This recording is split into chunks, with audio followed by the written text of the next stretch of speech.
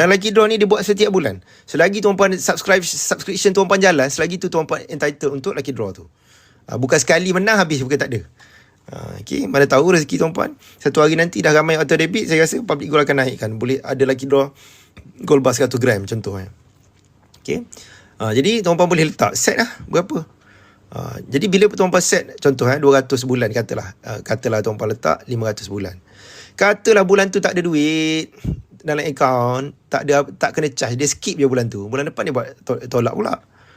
Okay, dia auto menabung. Benda yang betul ni sepatutnya kena jadi auto. Supaya kita tak perlu buat decision tiap-tiap bulan nak menabung ke tak nak menabung. Kalau tiap-tiap bulan nak kena buat decision, bulan ni nak menabung ke tak nak menabung, tak kaya tuan-puan. Perkara yang betul ni kita buat tanpa perlu buat decision. Maksudnya dia jadi habit, dia jadi kebiasaan, dia jadi rutin. Okay. Tuan-puan boleh letak sampai 5 tahun pun boleh. Minimum setahun. Saya saja 5 tahun lah. Tuan-puan letak 5 tahun, charge dia RM1.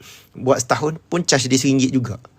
So, kalau tuan-puan buat separuh jalan nak terminate, charge dia RM1 juga. Jadi why not buat terus 5 tahun.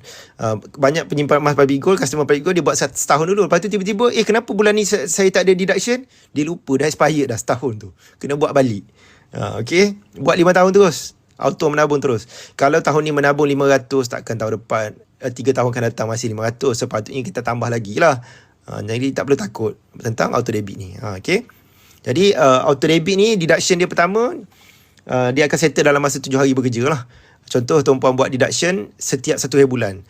Lepas 7 hari bekerja tu baru dia clear dalam akaun. Jadi tak payah follow up lah. Customer public, dealer public gold semua tak payah follow up. Lepas 7 hari bekerja tak masuk tu baru follow up lah. Okay. Jadi tuan-puan boleh set lah setiap berapa bulan. Boleh make sure check ni tarikh yang betul. Kadang-kadang ada tanya, Tuan Zul, saya dah buat auto debit tapi kenapa tak tolak? Rupanya auto debit dia bermula tahun 2027. 2025. Jadi ini buat auto debit. Lepas tu basic tu buatlah auto debit. Lepas tu ada add on tu buatlah beli secara manual. Okay.